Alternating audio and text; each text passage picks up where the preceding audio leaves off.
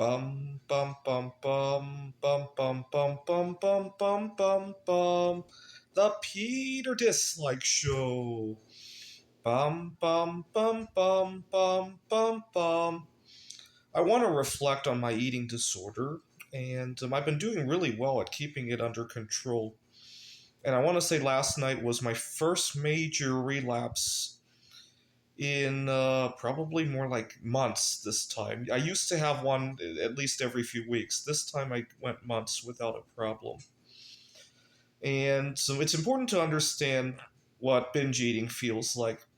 The way I like to describe it is that you get some kind of a hook onto your food and you start to dissociate everything else away from you. So for example, in the middle of a binge attack, if the house were to catch on fire, if in the middle of a binge attack something positive happens, right? Maybe the girl that I met in Houston decides to pay me a surprise visit at the door. Oh my god, I could care less about that. I'm in the midst of a binge attack. If You get the idea. I've run into workplace troubles because of that. One time the fire alarm had went off and I was in the middle of a binge attack and I was a little bit delayed at getting out the building. I actually got written up for that at one job one time. I had times where I've not wanted to participate in various things due to a binge attack.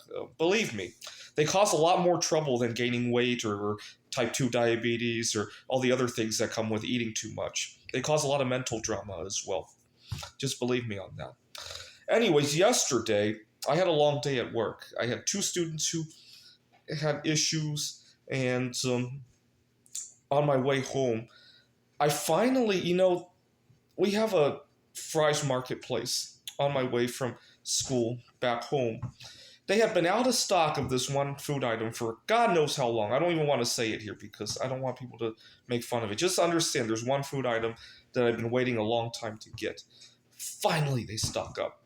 The whole drive home, I couldn't wait to have it. And yesterday, 2 nights ago, one of my roommates was upset at me. He was watching a religious program of some sort on his television set, and I kept singing Peter Dislike. And he shouted, "Stop it, stop it." I thought he was just being funny. And I didn't realize this, but after I had left for the night, he texted the owner of the place. The owner of the place works night shift to complain about me. And the owner obviously didn't think it was that big of a deal, and I thought it had blown over. I get home and finally dig into my food, and he couldn't let go of the fact that I sang Peter Dislike. And I said, "Could we please call a timeout? I just want to eat." And I put on my headphones, and he became very agitated and waved at me, and I lost it. I took a bottle of a cleaning solution, I tossed it onto the floor, and long story short, it did not go down very well.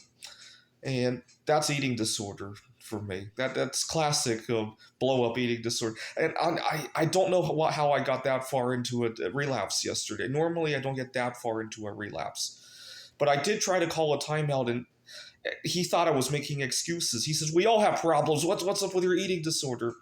It wasn't until after we had resolved everything that I sat down with him, and my roommate suggested that I eat in my room. The only thing is, I kind of like having a dining table, and it's not like other people can't be in the room when I'm eating. No, I just don't want interruptions. I want to actually indulge. I want to put on headphones and not have somebody wave at me. That was really upsetting, and it made me think maybe today when I go back to the office, we have a team meeting today, and maybe after the meeting I could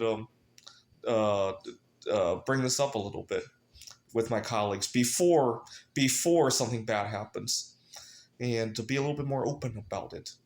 I probably won't bring it up at the meeting, but maybe my two closest colleagues, I could say, I apologize if I've ever ignored you while I'm eating. I sometimes get myself too deeply involved with my food and something like that.